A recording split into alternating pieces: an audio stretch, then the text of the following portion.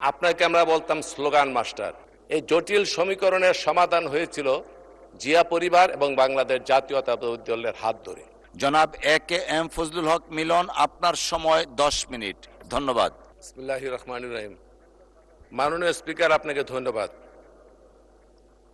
আন্তরিক কৃতজ্ঞতা আপনার প্রতি এই জন্য আমি গর্বিত যে ঢাকা বিশ্ববিদ্যালয় মহসিন হলে আমরা একসাথে ছিলাম। আপনাকে আমরা বলতাম স্লোগান মাস্টার।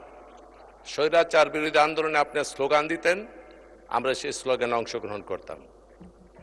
মাননীয় স্পিকার, সময় যা দিয়েছেন কথা বলা যাবে না বুঝতে পেরেছি, দয়া করে খেয়াল রাখবেন একটু। এবং এই ক্ষেত্রে আমি মাননীয় সংসদ নেতা, মাননীয় প্রধানমন্ত্রী দৃষ্টি সহানুভূতিশীল একটু দৃষ্টি দেওয়ার জন্য অনুরোধ করছি।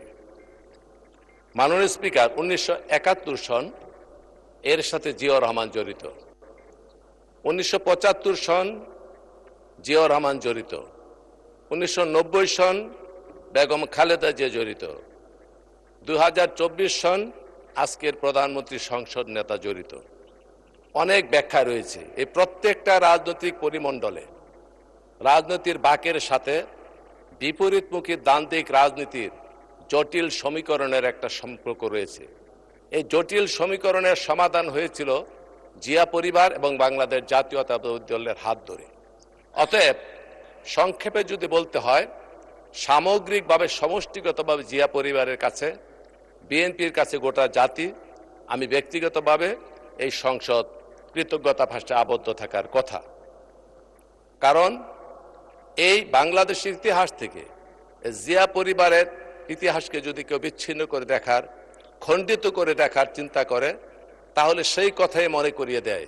একটি কথা আছে, রাজনীতি থেকে যদি ধর্মকে বাদ দেওয়া হয় তাহলে কেবলমাত্র চেঙ্গিসের রাজত্বই কায়েম হয়। আর বাংলাদেশের ইতিহাস থেকে জিয়া পরিবারের বিএনপির রাজনীতি যদি বিচ্ছিন্ন করা হয় তাহলে সেই ইতিহাস হয়ে পড়ে অন্তঃসারশূন্য, সারশূন্য, ম্লান হয়ে যায়, কলুষিত হয়ে যায়। অতএব আমি আলাদা করে মহান রাষ্ট্রনায়ক জিয়াউর রহমানকে অভিনন্দন জানানো, বেগম খালেদা জিয়ার প্রতি কৃতজ্ঞতা পোষণ করা এবং আজকের যিনি জনগণের ভালোবাসার অর্ঘ্যমালায় গলায় পড়ে ভোটের মাধ্যমে যিনি এই সংসদকে অলঙ্কৃত করেছেন, সেই মহান নেতা মাননীয় প্রধানমন্ত্রীর আলাদা কোনো প্রশংসা করতে চাই না। কারণ এই প্রশংসার সাথে কোনো ব্যক্তিগত ব্যক্তি অথবা গোষ্ঠী জড়িত নয়, সমগ্র জাতি গোষ্ঠীর অহংকার এর সাথে সম্পৃক্ত।